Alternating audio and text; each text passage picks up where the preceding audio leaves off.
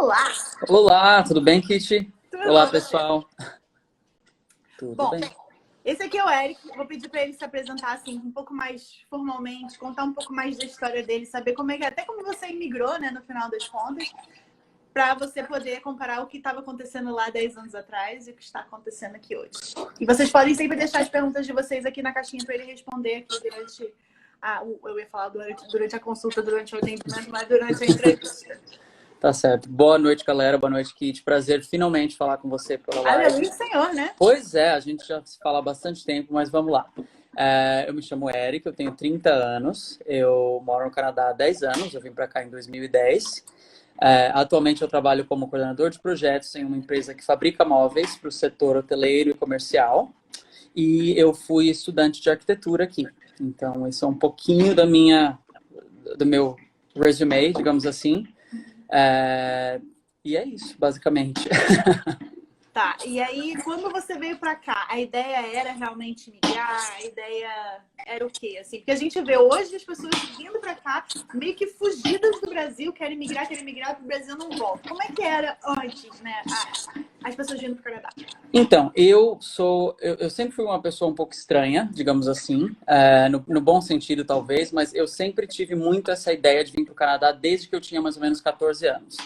Então, tudo começou quando a minha professora de inglês, que tinha vindo para cá por 6 meses, mostrou fotos daqui e disse as melhores coisas de um intercâmbio que ela tinha feito, e aí eu meio que me apaixonei, né? E aí foi quando eu comecei a pesquisar, então foi mais ou menos aos 15 anos ali que eu comecei a pesquisar, né? E aí eu vim para cá aos 19. Então, eu sempre tive muito claro para mim, durante essa fase de pesquisa no Brasil e tudo mais, de que eu realmente queria vir para cá para morar, mesmo sem nunca tendo pisado aqui, né? Então, todo mundo me achava louco, era aquela coisa do tipo, imagina, você vai para lá, depois de um mês você vai voltar chorando, né? Enfim. E aí eu vim para cá através de um Working Holiday Program, que eu sei que você, inclusive, já fez alguns posts sobre isso. É muito comum você ouvir sobre isso para portugueses e tudo mais, mas na época o Brasil tinha uma parceria com o Canadá também.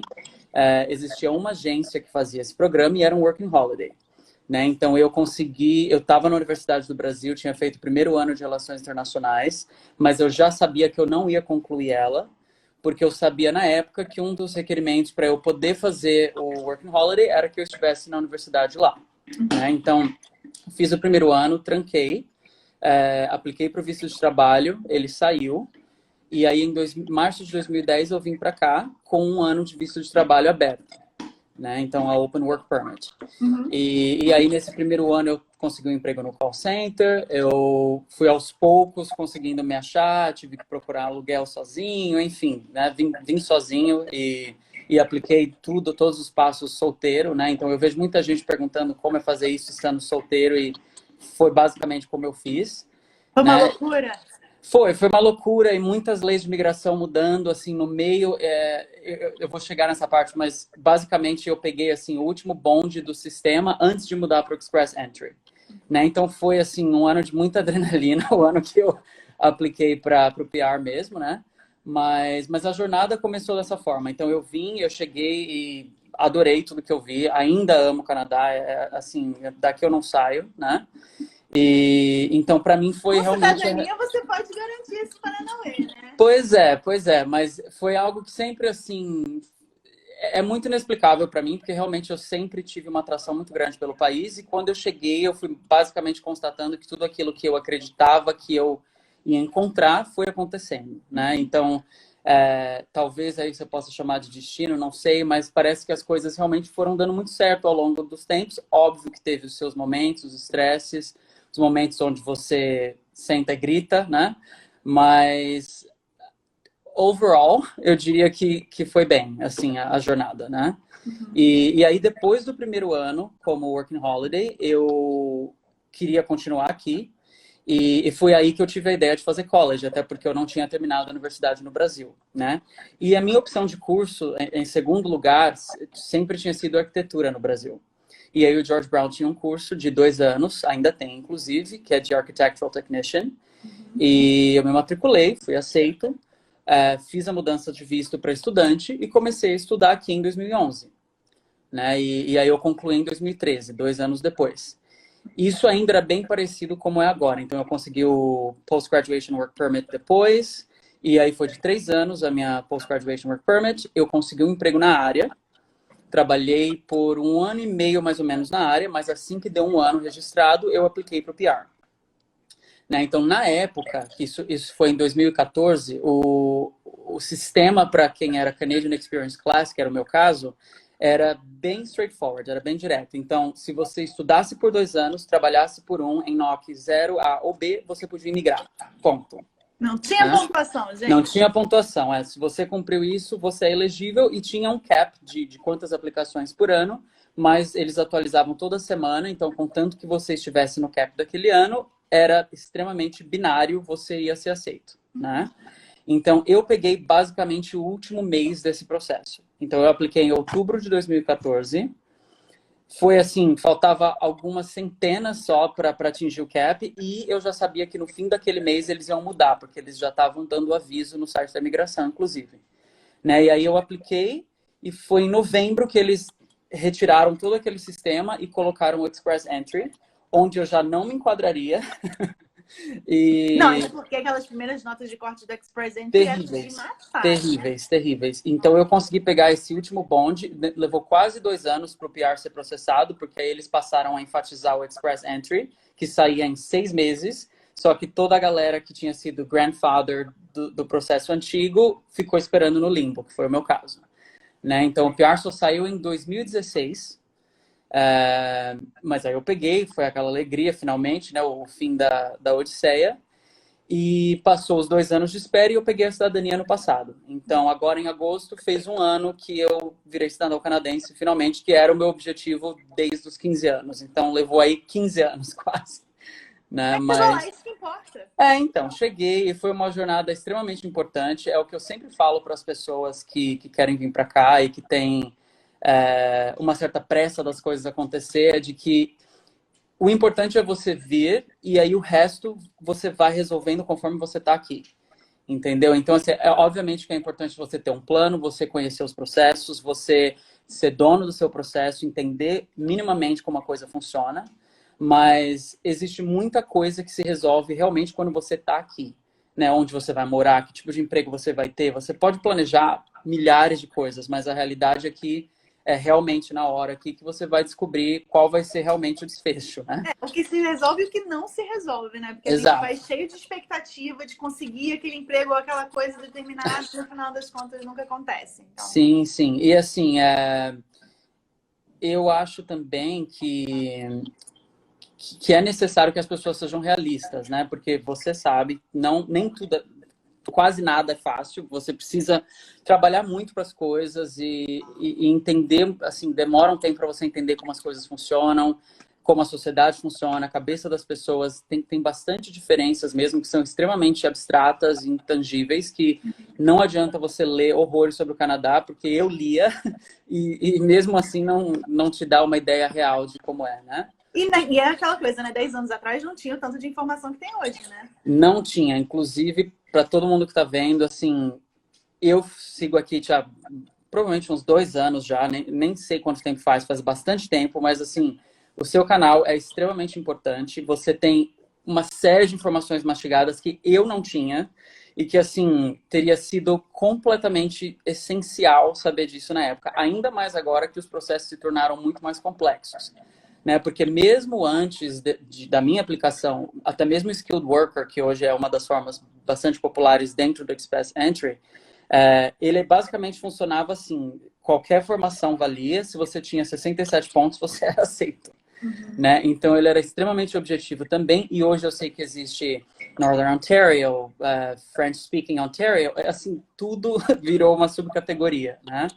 Então, a informação que eu vejo que você posta, eu nem sonho, assim, é tão elaborado hoje em dia que realmente o que você está fazendo é extremamente importante, assim, porque é muito mais difícil, eu diria, hoje em dia, ficar a par de tudo, né? Fico feliz em saber que você pensa Sim. Não, e eu vejo as suas respostas, eu falo assim, meu Deus, como que ela sabe disso? Tipo assim, eu jamais saberia responder uma pergunta dessa. Enfim, parabéns, é um trabalho muito bonito. Obrigada. Bom, agora eu estou um pouco sem graça, então deixa eu ver aqui, deixa eu ver uma pergunta aqui para a gente poder, né, tirar a minha sem gracice. Você ainda vê o Canadá com os mesmos olhos de quando chegou? Olha, eu continuo amando o Canadá da mesma forma que eu amava quando eu cheguei. Eu acho que os meus olhos, obviamente, se tornaram um pouco mais realistas, né? Então, como você sempre diz, o Canadá não é perfeito, ele é muito bom, ele não é perfeito, né? Então, eu continuo com o mesmo amor que eu tinha, a mesma admiração que eu tinha pelo Canadá enquanto país, mas eu acho que eu sou um pouco mais realista hoje. Então, hoje eu consigo olhar para, por exemplo, Toronto, onde eu sempre vivi, e ver problemas claros que a cidade tem e a forma que ela está gerindo, que não é necessariamente 100% sempre, né? Então, de um modo geral, sim, sim e não. Eu vejo com o mesmo amor, eu não vejo necessariamente com os mesmos olhos de quem acabou de chegar. Ok. Qual a maior loucura que você já viu aqui no Canadá? Nossa, essa eu tô muito curiosa pra saber. Olha, assim, do ponto de vista de dia a dia, eu não acho que eu vi nada muito louco, mas o que eu acho que é uma loucura e extremamente estressante para quem quer vir para cá ou já está aqui tentando ficar é sim, o sistema de migração em si. Né? Então, ele é organizado, ele é feito para que você consiga entender e honrar e ser dono do seu processo, porém, ele vive mudando, como você sabe. Né? Então, assim, os detalhes e tudo mais, essa eu acho que é a parte pro imigrante mais louca, é conseguir ficar a par de tudo isso e, assim, como você se projeta para daqui 5 anos sem saber se daqui 2 a lei vai mudar. Né? E um exemplo muito claro disso, que é inclusive triste, eu tenho amigos que foram extremamente impactados pela mudança de lei, que eu me safei por pouco, em 2014, que estavam fazendo, por exemplo, o mesmo college que eu, que iam ter basicamente as mesmas chances que eu, mas um ano depois. Então a lei mudou e eles não, até hoje, não conseguiram o PR. Né? Então, assim, essa parte eu acho que é uma parte um pouco triste, assim, porque é impossível você aplicar mudanças que sejam justas com todo mundo e que beneficiem todo mundo, né? Então, como eu vi de perto algumas pessoas que foram vitimadas por essas mudanças bruscas, assim, eu acho que essa é a maior loucura emocional que alguém pode passar por aqui. É verdade. É uma montanha-russa de emoções. Exatamente. Outra pergunta interessante. O que você faria diferente nesses 10 anos? Olha, eu não acho que eu teria feito nada de diferente, não porque foi tudo maravilhoso, mas porque o que não foi maravilhoso foi uma lição muito importante. Né? Então, assim, eu quebrei a cara em determinados empregos, eu quebrei a cara em relacionamentos, eu quebrei a cara em amizades, mas eu também tive resultados muito positivos enquanto pessoa, no sentido de maturidade e tudo mais, por conta dessas experiências, né? Eu acho que dentro da minha história, tudo correu relativamente bem, né? Então, eu não sei se eu teria mudado algo. Eu acho que o bom e o ruim são necessários, né? É o que eu sempre digo, assim, as pessoas falam, ai, o que você se arrepende? Eu falo, eu me arrependo de ter ido para Vancouver, mas se eu não tivesse ido para Vancouver, Se cara... você não tivesse morado em Vancouver, você não saberia que você odeia a chuva e que você prefere morar em um lugar onde neva e faz menos 40. Não, isso é uma das descobertas, né? Isso é Sim. uma das descobertas. A gente vai aprendendo muita coisa. Essa coisa de imigrar, é claro que a vida toda a gente está se conhecendo, a gente está se colocando à prova e tudo mais, mas essa coisa de imigrar, você sair totalmente da sua zona de conforto para um país que você, assim, às vezes você nunca nem pensou em ir antes, Sim, eu nunca sim. tive sonho de vir para o Canadá, né? Cara, faz assim, conhecer partes de você que você nem imaginou que existiam. Sim, sim. É muito impressionante. Sim, você aprende realmente a sobreviver, né? Então muito, eu acho assim muito engrandecedor, na verdade. Então eu não acho assim, eu espero que as pessoas não vejam isso como algo a estar com medo dele, mas é extremamente engrandecedor, assim. Até mesmo se você passar um ano só, não precisa nem ser 10 anos, né? A partir do momento que você chega aqui e que você tem esse reajuste cultural, você já está se ajudando imensamente, né? No sentido de maturidade e tudo mais. É verdade que a cidade piorou de 5 anos para cá? Eu acho que em determinados aspectos, sim. Né? Então, vou citar alguns. Aluguel, a gente sabe que piorou muito, é estatístico. Né? Então, eu vou dar um exemplo numérico para as pessoas. Eu aluguei o meu apartamento em 2013 e eu tô nele até hoje. Eu não troquei de endereço. O meu aluguel, eu tô bem no norte da Yonge and Bloor, que é basicamente downtown, né? E o meu aluguel, eu divido com o meu roommate, mas nós dois, cada um paga 620 de aluguel. E é um apartamento de 2 quartos. Ok. Se eu fosse mudar para o meu prédio hoje, seria 2.200 dividido por 2. Então, teria dobrado o meu aluguel por pessoa. Né? Então, aí tá assim, achando 2.200 para um apartamento de 2 dormitórios no centro? isso Barato. assim, porque o prédio é velho, não tem nenhuma amenity, assim, tipo, nada, entendeu? Então, assim, mas é um prédio confortável, a gente gosta da localização e tudo mais, então a gente nunca saiu de lá. Mas isso dá uma ideia da dimensão, ou seja, em 7 anos, o aluguel subiu 100%. Né? Então, assim, eu conheço casos de pessoas que estão pagando 2.200 para morar em um quarto em downtown.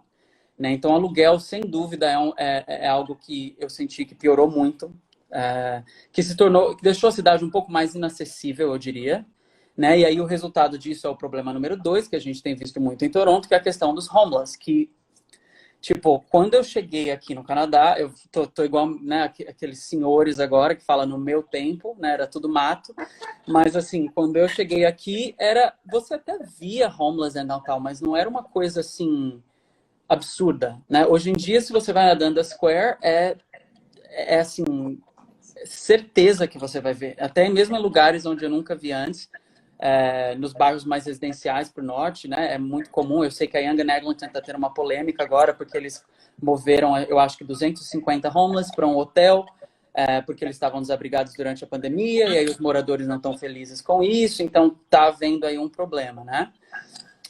E o que eu sinto também é que, eu não sei se é porque eu estou ficando mais velho, mas eu sinto que Toronto está muito mais cheia. Então, parece que para onde quer que eu vá agora, tem uma fila, tem muita gente, tá sempre muito cheia. Então, perdeu um pouco aquele senso de paz que eu tinha aqui nos primeiros anos, onde eu sentia que eu saía na rua e estava tudo sempre, sabe, assim, em perfeita harmonia e não estava lotado e era sempre muito fácil de resolver as coisas e tudo mais. Então, isso mudou também. Acho que esses 3 pontos são os principais, assim, que eu vejo. E português na rua?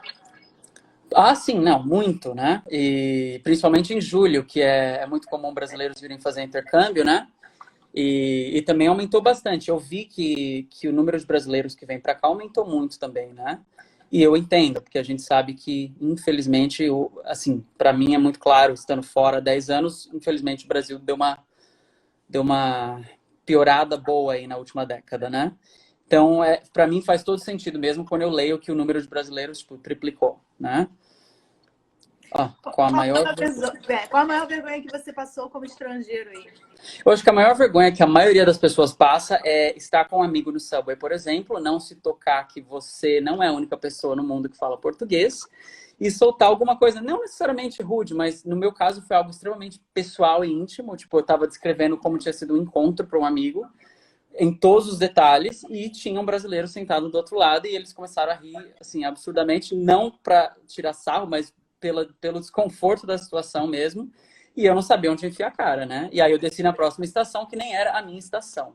Só para eu não ter que lidar com aquilo. Nossa, hoje em dia meu marido no metrô, ele já olha, que eu tô conversando com ele, tô conversando baixinho, ele já olha e fala assim, brasileiro. É brasileiro. Então. Fala alto, é brasileiro. Mas como é que você sabe? É por causa ou da bunda da brasileira, ou do cabelo da brasileira, ou acho que da roupa do brasileiro. Isso aí dá pra ver de longe.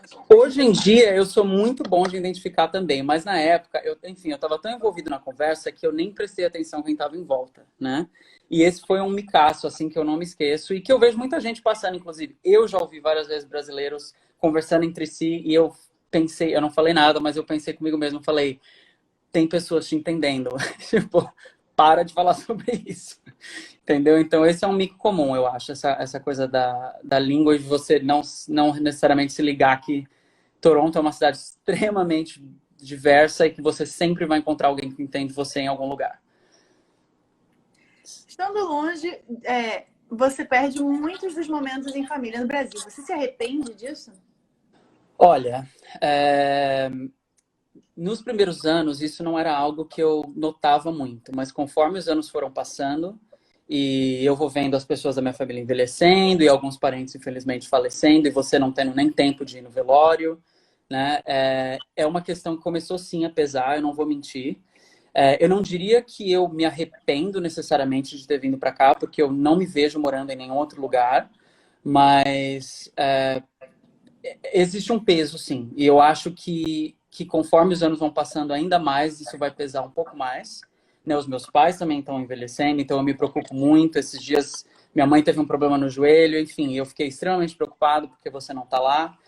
Mas, de um modo geral, é uma questão que eu consigo conciliar bem no meu dia a dia, mas tem alguns momentos, principalmente Dia das Mães, aniversários, Natal, que dá aquele peso do tipo, por exemplo, eu acho que eu passei 2 natais com os meus pais desde que eu vim para cá, né? Então, assim, eu vi os meus pais, eu vejo praticamente todos os anos, mas de eu conseguir ir para o Natal e para o Ano Novo foram só 2 anos, né? Então, eu sempre penso assim, e é um pouco bizarro até, mas eu sempre penso, bom, meus pais estão com 60 anos, então, na melhor das hipóteses aí, vamos dizer que eu tenha mais 30 natais, né? Então, eu sempre faço essa análise, assim, e eu me sinto um pouco culpado às vezes, né? Mas, de um modo geral, isso não é algo que me atormenta dia e noite. Eu sei que tem gente que sofre bastante com isso, mas, no meu caso, sempre foi algo bastante conciliável, com exceção desses períodos. Você tem vontade de trazer seus pais pra cá? Já pensou nisso? Eu já pensei nisso. Os meus pais não falam assim um A de inglês, então eu não sei como eles se virariam aqui. E assim, o meu irmão mora nos Estados Unidos, então meu irmão já pensou em levar os meus pais para os Estados Unidos. Eu já tentei trazer eles para cá, mas aí eles não falam inglês, não gostam do frio. E o meu pai tem cidadania italiana, então eles estão pensando mais em ir para uma linha Portugal, que não tem a barreira da língua e tudo mais, né? Mas os meus pais nunca saíram do país antes de vir me visitar aqui pela primeira vez. Então eles falam sobre isso, mas eu não acho que é algo que eles estão prontos para executar ainda, né? Mas já pensei sim, só que o sponsorship também ficou bastante complexo, como você sabe, e os caps parece que estão bem mais restritos agora, né? Então é algo que não parece muito realista, sabe? Eu não sei, talvez eu esteja enganado, mas é a impressão que eu tenho. A gente, assim que abrir o de pais, a gente vai tentar trazer os pais do meu marido. Vamos ver. Ah, legal. Eu espero que dê tudo certo. Tomara. Você Sim. tem alguma dica essencial para sobreviver no meio corporativo canadense? Olha, ele realmente é bem diferente do meio corporativo brasileiro. Então, uma coisa que eu noto aqui, que eu acho extremamente importante, é que você precisa ouvir muito mais do que falar aqui no meio corporativo. Então, as pessoas em geral são muito menos expressivas de uma forma emocional no trabalho do que no Brasil, né? Então, assim, questões pessoais, opiniões pessoais, isso tudo normalmente fica do lado de fora aqui, né? Inclusive opiniões políticas e tudo mais. Essa é uma dica que eu tenho, porque eu sei que é muito comum no Brasil a gente entrar nos futebolismos, né? Então, tipo, seja o futebol, seja a política, seja a religião, é muito comum a gente ter esses debates, inclusive no trabalho. E aqui é um no-no, sabe? Assim, é algo que realmente é mal visto e que pode custar emprego. A gente vira e mexe e vê fulano foi demitido porque disse tal coisa, né? Então, que é, sei lá, extremamente desrespeitosa a determinado grupo, né? Então, a minha dica é essa, é ouvir mais e realmente pensar se aquilo que você gostaria de falar, que é uma opinião pessoal sua, não é um fato, precisa ser dito no meio corporativo ou não. Né? E fora isso, talvez se habituar com o ritmo, porque é um ritmo diferente. Eu acho que no Brasil a gente tem que trabalhar muito mais, não necessariamente de uma forma muito eficiente, e aqui eles são mais laid back, pelo menos onde eu trabalho, só que as coisas acontecem muito rápido. Então é uma mudança de ritmo que você tem que se acostumar também, principalmente quem já tem carreira construída no Brasil e está acostumado a fazer 12 horas de trabalho todos os dias, e pauleira, e enfim. Né? Então aqui eu sinto que é um pouco mais equilibrado isso. Existe essa questão do work-life balance, né? Acho que é isso. Vamos lá. As mulheres são realmente vistas como iguais no Canadá? Olha, eu acho que uma mulher talvez teria que responder isso. Eu não sei se eu estou numa posição de fala para dizer Mas se uma porque mulher... você vê, né? Até porque você tem como comparar com o Brasil e você está Sim, vendo isso sim. há 10 anos. Né? O que eu posso dizer pelas minhas amigas, por exemplo, é que o assédio em relação à mulher, ao que ela veste, se ela vai abortar ou não, é extremamente diferente aqui, né? Então, eu acho que a cultura mesmo é um pouco mais, talvez não seja a palavra correta, mas respeitosa. Então, inclusive eu tenho algumas amigas que tinham problemas seríssimos de assédio nas ruas do Brasil e tinham trauma de usar determinada roupa e tudo mais. E elas mesmas já fizeram posts no passado dizendo, nossa, graças a Deus é que eu posso sair com o que eu quiser, que ninguém fala nada. Então eu vejo que existe mais esse respeito. Então, no meu caso, ele é muito mais notável, talvez não tanto se é mulher ou não, mas eu, por exemplo, eu sou gay e para mim é noite e dia a minha experiência no Brasil e a minha experiência aqui. Né? Então, eu, em 10 anos, nunca tive um evento onde alguém tenha me ofendido na rua, tenha dito qualquer coisa, tenha me ofendido no trabalho, tenha feito piadinha. Todo mundo foi sempre muito respeitoso comigo, enquanto que no Brasil isso era basicamente um evento semanal para mim. Né? Então, essa é uma questão que é bastante diferente. Eu imagino que para as mulheres também seja bem diferente no sentido de assédio, comentários e enfim, né? Eu acho que existe sim um certo nível de machismo, como basicamente em qualquer cultura, mas é realmente bastante diferente do que no Brasil.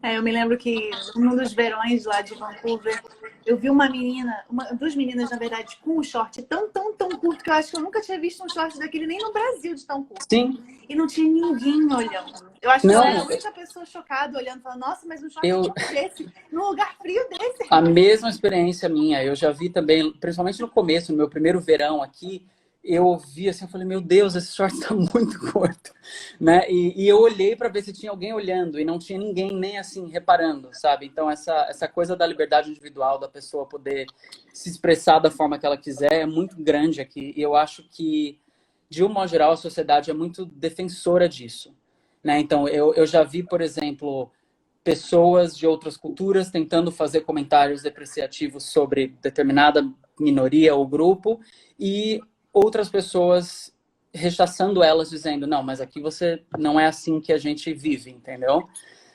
Isso você guarda para você, você conversa na sua casa, na sua sala, com a sua esposa ou seus amigos, mas não é uma coisa que você diz no metrô, né? Então, existe essa...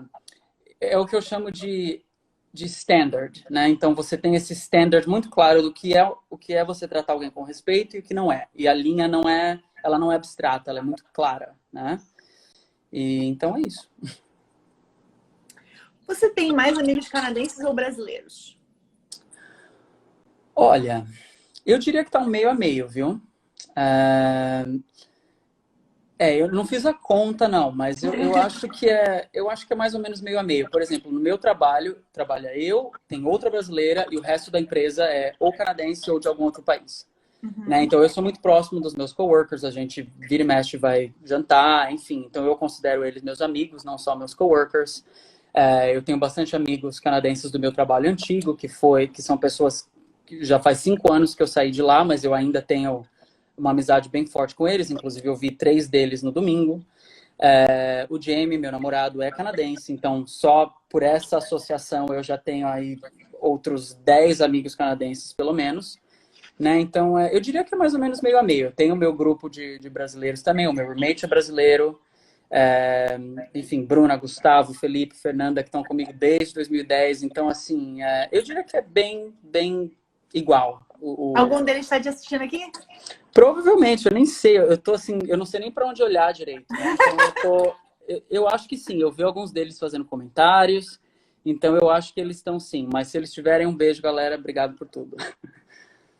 Vamos lá. Como a economia se comportou ao longo desses últimos 10 anos? Então, eu vou fazer uma figura no ar. Ela fez basicamente isso. Porque eu cheguei aqui em 2010, que foi logo após a recessão de 2009, que a gente não sentiu tanto no Brasil, mas que foi bem desastrosa aqui na América do Norte. Né? Então, eu cheguei, o mercado estava começando a se recuperar, mas não era assim um mar de rosas para achar emprego. Demorava, às vezes, sei lá, 3 semanas para conseguir uma entrevista, depois de aplicar para 20 lugares, né? Então não estava assim exatamente super legal. E aí eu vi o período onde melhorou muito, que foi os últimos 5 anos, eu diria. para dar um efeito comparativo, eu tinha recrutadores no LinkedIn basicamente todo mês, quase assim, 2 vezes ao mês, praticamente, falando, tem uma vaga na sua área, você está interessado? Isso assim, eu não estava procurando, eu simplesmente tinha o perfil lá, né? Então, e aí veio o Corona, né? Que sacudiu, acho que 2020 todo, e o ano basicamente saltou de paraquedas sem o paraquedas, né? Ou seja, você acha que realmente a gente estava num caminho legal, não fosse o Sim, corona que sim, sim. Inclusive, eu acho que estatisticamente falando, né, os últimos 2 anos o desemprego tinha sido mais baixo desde a década de 50, se não me engano. Então, tava extremamente baixo, o mercado estava bom, principalmente nos grandes centros. Eu não conhecia ninguém que estava struggling para conseguir um emprego. Óbvio que depende da área, né? Mas, em geral, os meus amigos, conhecidos, estava todo mundo empregado, relativamente feliz com o que estava fazendo, né?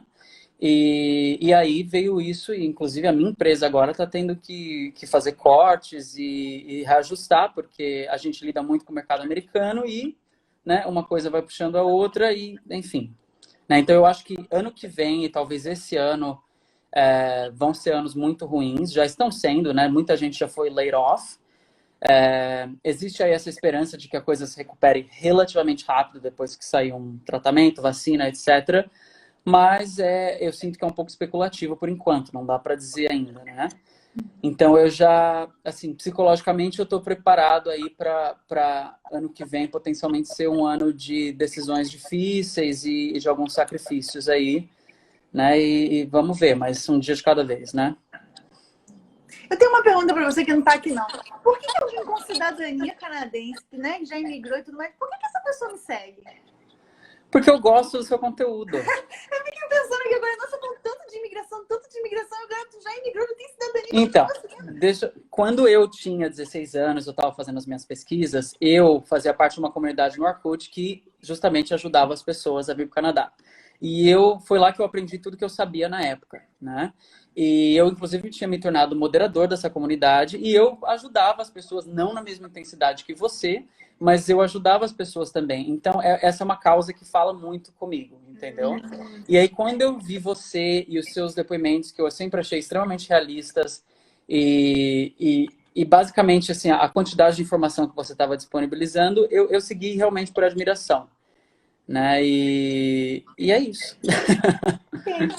Obrigada. Mas eu sempre achei, eu já pensei nisso, eu falei, gente, aqui já me achar um idiota, né? Porque, tipo, por que eu tô seguindo? Não, às vezes eu tenho amigos que já moram aqui há muitos anos, 15 anos, trocam cidadania, não sei o que, já fizeram várias lives comigo também. E eu falo, mas por que você continua me seguindo? Sei lá, eu gosto de ver. O conteúdo é bom, você é super legal.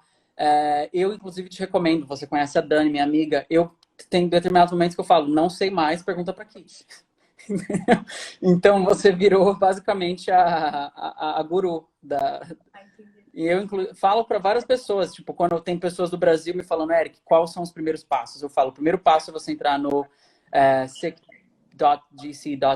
mas também tem essa página que é extremamente amazing e, tipo, segue, entendeu? Então você virou parte do pacote Starter Pack Canada. Muito obrigada. Imagina, obrigado eu. Olha só, fizeram uma pergunta aqui que eu não vou saber responder, porque eu nunca saí com ninguém além do meu marido. Meu namorado é canadense, ele tá organizando tudo pro casamento. Muitas vezes fica inseguro. Os homens canadenses são tão verdadeiros assim? Verdadeiros no sentido da honestidade? De ser sinceros, eu acho, né? Sim. Na minha opinião, sim. Bom, peraí, calma, vamos lá, rebobinar. Sinceros em te dizer alguma coisa ou sinceros como um todo em relacionamento? Assim, qual é o sentido? Complexo. Não, porque, por exemplo, se eles estiverem perguntando, as pessoas aqui não se traem, não fazem burrada em relacionamento, a minha resposta é, imagina, claro que sim, isso acontece e eu já passei por isso. Mas se a pergunta for, as pessoas em geral são mais honestas em relação à opinião delas ou como elas se sentem, principalmente depois que elas estão mais confortáveis com você, minha resposta é sim. Né? Então, assim, eu já, até mesmo com o Jamie, às vezes a gente tem, eu já te contei num outro post que a gente vai, sei lá, tem uma briga e ele é extremamente honesto, assim, com a forma como ele se sente. E eu me sinto super mal depois, porque às vezes eu nem percebi que eu fiz alguma coisa, entendeu? Então, existe uma honestidade maior, assim. Às vezes ele não fala tanto, mas o que ele fala, eu sei que é extremamente honesto, né? Então, eu acho que sim, nesse sentido. Então, vamos lá. Qual a sua maior dificuldade no quesito adaptação? Eu acho que a maior dificuldade foi criar vínculos honestos com as pessoas, porque no começo eu até consegui fazer alguns amigos, né? Mas aqui, eu não sei se você passou por isso também, Kit, mas até mesmo hoje em dia, a vida das pessoas é tão ocupada, né? E a diferença de rotina e tudo mais, que muitas vezes você faz amigos, mas a vida acaba te afastando deles, né? Então, a adaptação difícil para mim nos primeiros anos foi justamente esse círculo de amizades que era muito volátil. Então, eu fiz amigos que, por exemplo, brasileiros que estavam aqui, mas foram embora. Então, foi extremamente sofrido para mim dizer tchau para eles, porque eles tinham se tornado a minha plataforma de segurança, digamos assim. Aí, depois eu fiz amigos canadenses que mudaram para Vancouver, ou que foram embora, ou que, sei lá, sumiram do nada. Né? Então, essa questão dos relacionamentos interpessoais no começo foi difícil, né? Então, levou, sim, uns bons, eu diria, pelo menos uns 2 ou 3 anos até eu ter um círculo realmente que eu podia rely on, né? E essa, para mim, acho que foi a questão principal. E o medo também, né? Outra coisa, tipo, por exemplo, você está se graduando do college, eu sentia que eu tinha uma bombinha relógio na minha cabeça, porque você tem 3 anos de visto de trabalho, você tem que trabalhar em um, mas também tem que ser no NOC. Então, assim, tentar qualificar todas essas coisas que não dependem só de você, foi uma coisa difícil também de se adaptar. Eu tive bastante problemas relacionados a estresse, ansiedade, insônia nesse período, por conta disso, que na época eu nem percebi como resultados dessas coisas, mas que hoje em dia é claro para mim que, sim, você perdia o sono porque você não sabia se você ia efetivamente conseguir chegar no final do objetivo, né? Gente, a gente está com mais de 100 pessoas aqui assistindo a gente, ouvindo o Eric contar aí um pouco da história dele. Eu acho que está um pouquinho alto aí, porque eu estou me ouvindo. Mas eu queria só pedir para o pessoal que está assistindo para vocês deixarem um like se vocês estiverem no YouTube, deixar um coraçãozinho se vocês estiverem no Instagram, para a gente poder, né, assim, valorizar aqui a experiência do Eric. E pronto, já estão dando like. Pronto, não precisa nem pedir direito, né? Obrigado. Estão já dando like. Então vamos lá. Como é tirar férias no Canadá? Porque eu quero conhecer o país inteiro e viver. Então, eu acho essa pergunta bem interessante, porque é diferente do Brasil, né? Então, pela lei canadense, ou pela lei de Ontário, você tem normalmente 2 semanas de férias por ano de trabalho, né? Então, 2 semanas pagas, no caso. Algumas empresas são mais flexíveis, principalmente as empresas que estão no centro, que são mais progressistas, Googles e, enfim, esse tipo de empresa tem uma política um pouco mais flexível, onde às vezes você tem 3 semanas, mas no meu caso, eu sempre tive 2 semanas de férias pagas. E agora, pela lei de Ontário, após 5 anos trabalhados na mesma empresa, você tem direito legal a 3 semanas pagas. Né? Então, isso é algo a ser ajustado para quem está vindo do Brasil, porque no Brasil a gente tem um mês normalmente. Né? E eu sei que algumas pessoas trabalham um mês e preferem receber férias, enfim. Mas, para mim, o jeito que funciona na minha empresa eu tenho as 2 semanas pagas, eu tenho 5 dias de personal days, ou health days, que eles chamam, que é para ir no médico, ou enfim... onde eles não perguntam nada, se eu ligar falando não estou me sentindo bem, não vou, eu tenho 5 dias no ano onde eu posso fazer isso sem atestado, medical report, enfim. Né? E o meu chefe, felizmente, ele gosta de viajar também, eu adoro viajar, eu viajo todo ano, assim, sempre que dá, né? Mas ele, por gostar de viajar, eu normalmente consigo, às vezes, fazer até uma 3ª semana de férias não pagas. Né? Então, ele não tem problema de eu me ausentar, porém ele não me paga por essa 3ª semana. Que dentro da esfera canadense de trabalho é um good deal. Né? Tipo, é um bom acordo para se ter com ele. Né? Então, isso é algo sim a ser ajustado para quem está aí acostumado a 2 semanas. A exceção aqui no Canadá é se você trabalha no setor público. Né? Então, por exemplo, o Jamie é policial, ele começou com as 2 semanas, mas quando você trabalha no setor público, você é unionized, e a union normalmente tem acordos de te dar mais férias pelos anos. Então, hoje o Jamie tem 13 anos de polícia, então ele tem 5 semanas pagas de férias. Sim. E ele tem, acho que, 10 sick days por ano, e eles são cumulativos for life. Então, se ele não tirou nenhum sick day em 10 anos, ele tem 100 sick days acumulados. Né? Então, mas isso assim, é setor público, não dá para dizer que é a realidade da maioria das pessoas. Mas agora já tô com vontade de trabalhar no setor público. Pois é, vamos aplicar. Tenso. Vamos lá, agora pergunta tensa. Já foi enganado por algum canadense? Enganado. Bom, a gente tem um monte de golpe por telefone. Sim, eu sei que tem muito golpe, tem muito scam. Eu nunca fui pessoalmente vítima de nenhum deles. Eu já fui enganado em amizades ou em relacionamentos, mas não no sentido, assim, de alguém me passar a perna sendo canadense. Na verdade, ninguém me passou a perna aqui, felizmente, de nenhuma cultura, né? Então, eu diria que não. Você já era fluente em inglês? Bom, eu já tinha feito 8 anos de inglês antes de vir para cá. Então, eu já tinha o IELTS Academic quando eu vim para cá.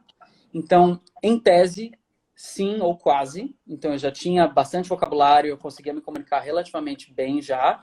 Só que, obviamente, que o seu vocabulário expande, assim, muito quando você chega aqui. Eu nunca vou me esquecer da minha primeira semana, onde eu ia nas lojas, nos lugares, e parecia que o meu ouvido se recusava a entender inglês. Era assim, eu me sentia um lixo, porque eu falei, 8 anos de listening. E, tipo, chega aqui, eu tô indo numa 7-Eleven comprar um cartão telefônico para ligar para minha mãe e eu preciso ficar, sorry, pra pessoa. Não, são 8 anos de curso de inglês, mais o tempo fora do curso de inglês, né? Sim, então, sim. chega no feriado, coisa e tal, e você descobre Sim. que você... Mas isso foi algo que, assim, eu sinto que também o nosso corpo não está preparado para isso, porque a gente eu nunca tinha estado numa experiência imersiva dessa forma, né? Então, quando eu cheguei aqui, o primeiro mês foi essa coisa de muita incerteza, né? E depois disso, tudo se ajustou. Hoje em dia, eu entendo até o que eu não quero, né? Mas eu diria que eu tinha um inglês bem avançado. Não sei se fluente, mas era bem avançado.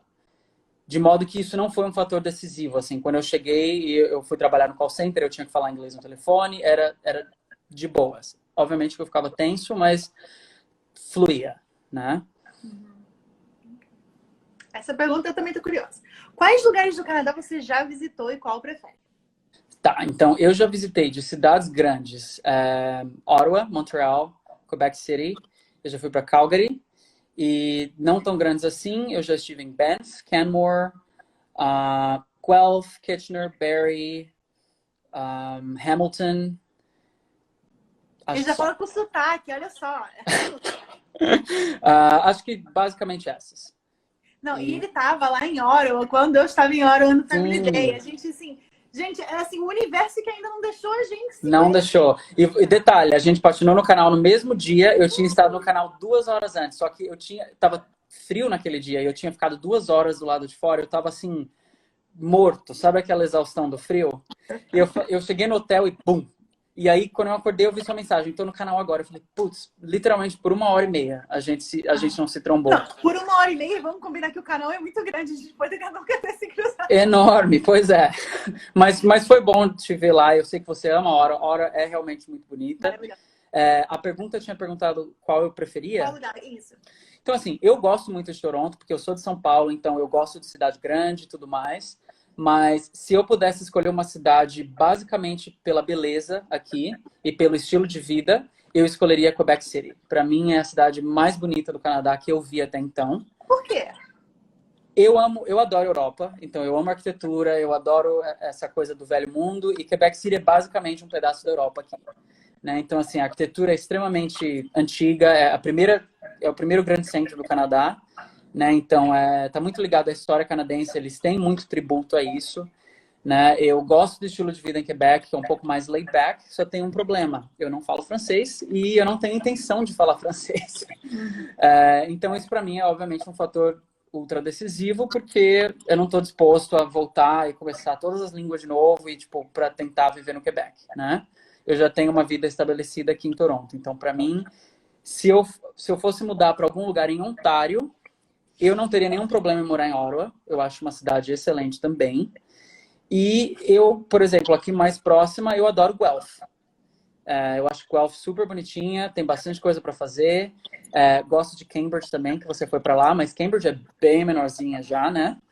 Então, talvez um pouco pacata demais para mim, mas Guelph eu acho o ponto médio perfeito entre um grande centro e uma cidade pequena. Acho que eu vou conhecer Guelph. Sim, vá, eu recomendo. Quando você começou a se sentir 100% integrado à comunidade canadense? Olha, 100% é um número bem alto, né? Assim, eu acho que a gente nunca deixa de ser 90%. brasileiro.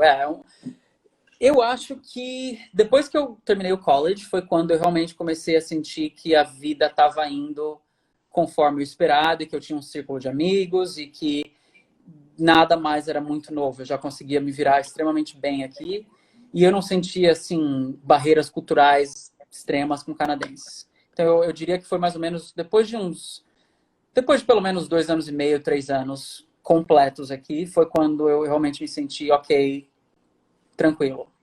Okay. Vamos lá.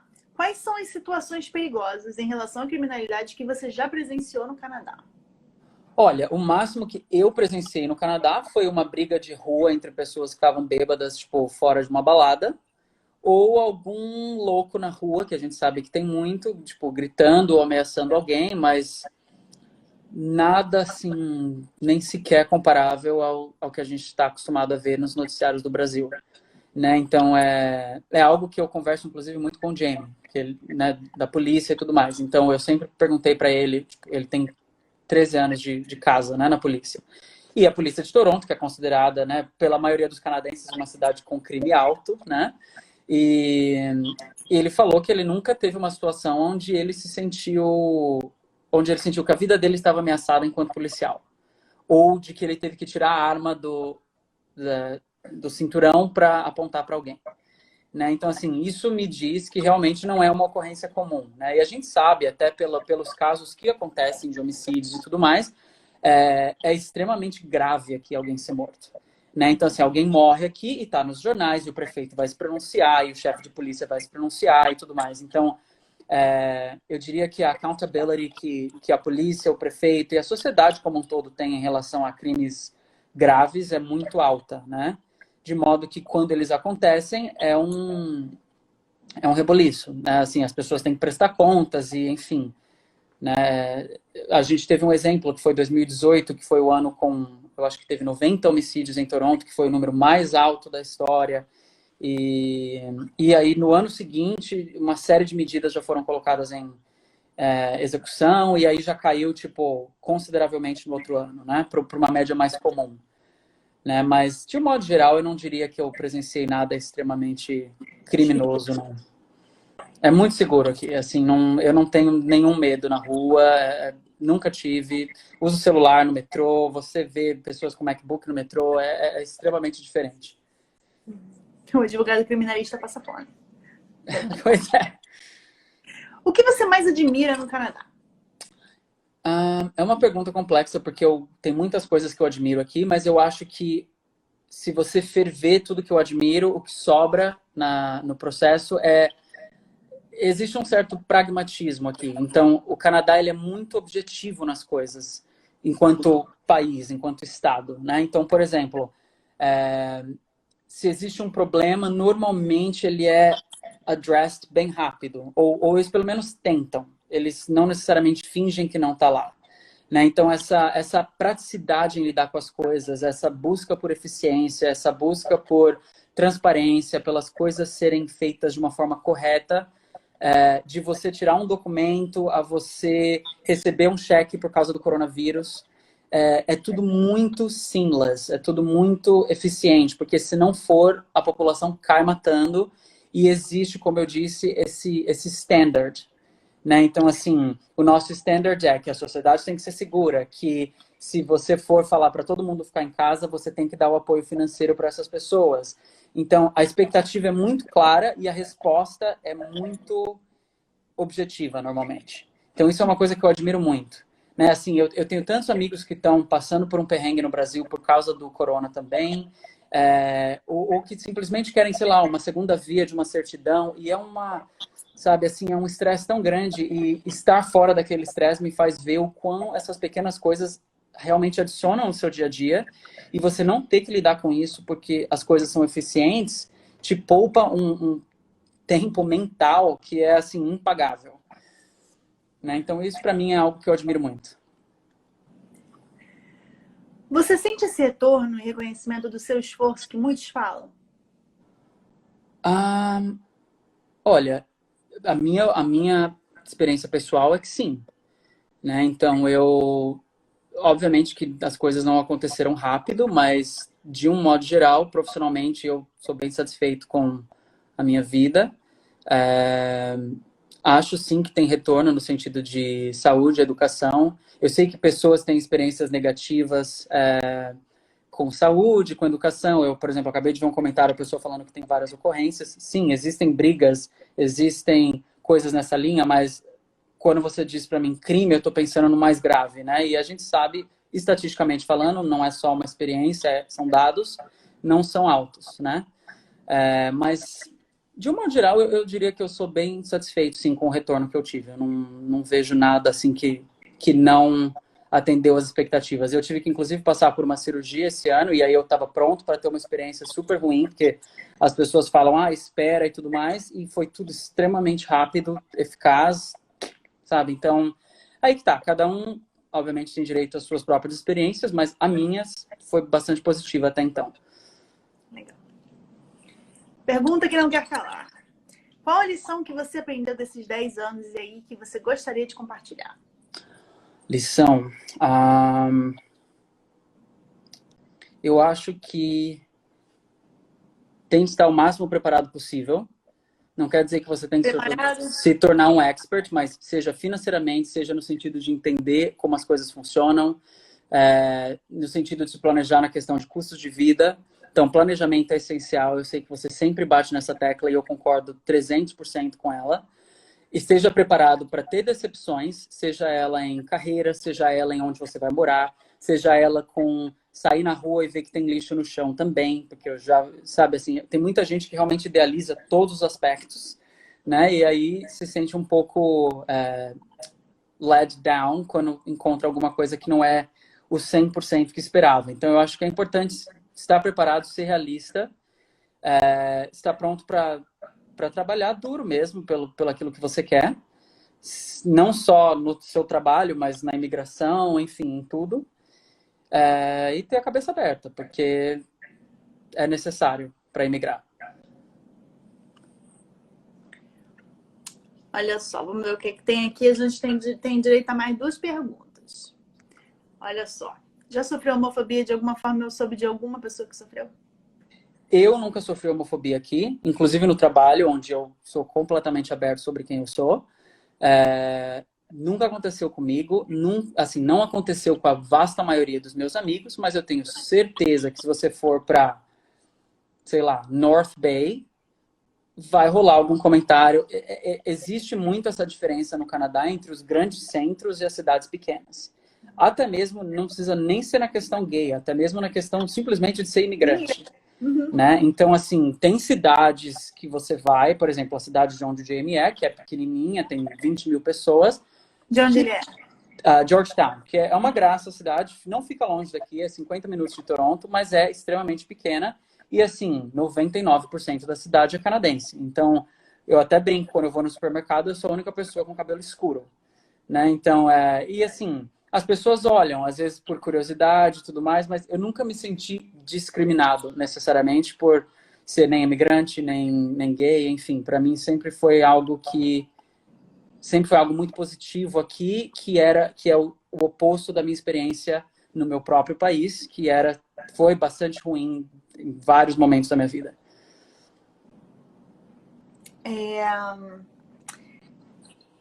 Ok, vamos ver.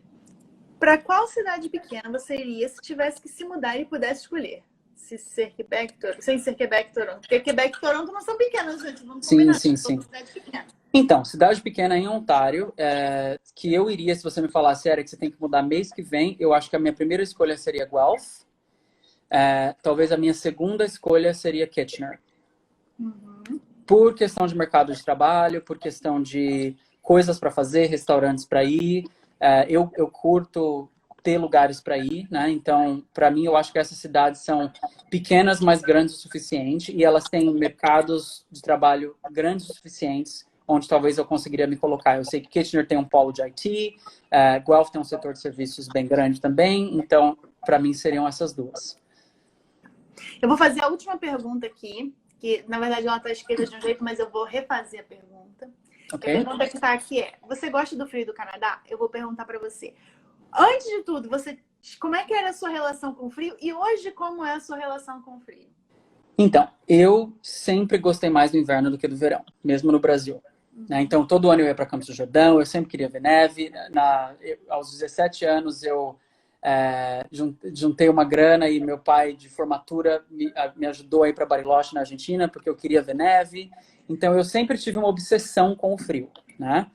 E desde que eu cheguei aqui, eu sempre fico muito ansioso para o inverno e para a neve. Eu adoro, eu acho linda a cidade quando ela está toda branca.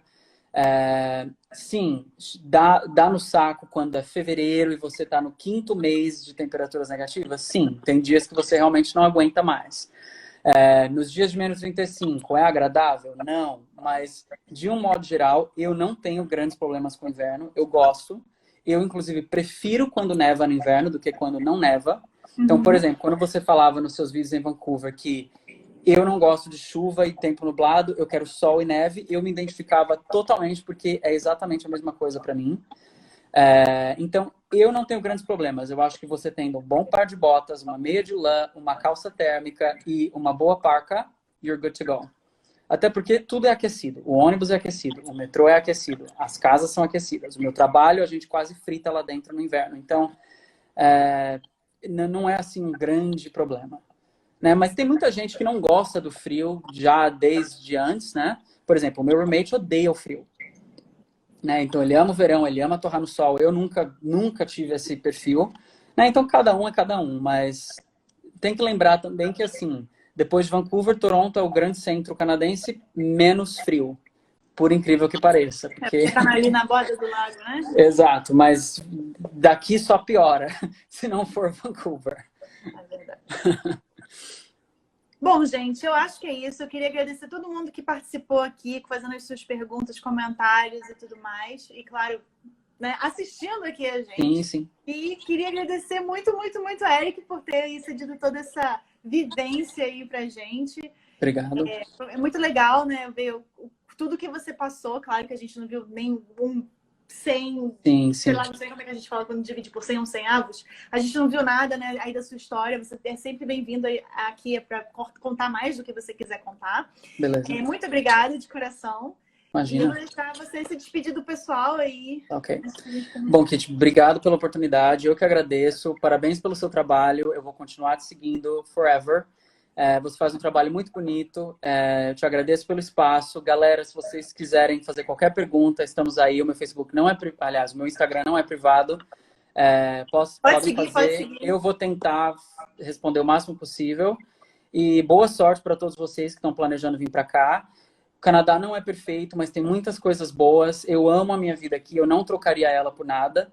Então, se vocês precisarem de qualquer coisa, estamos aí.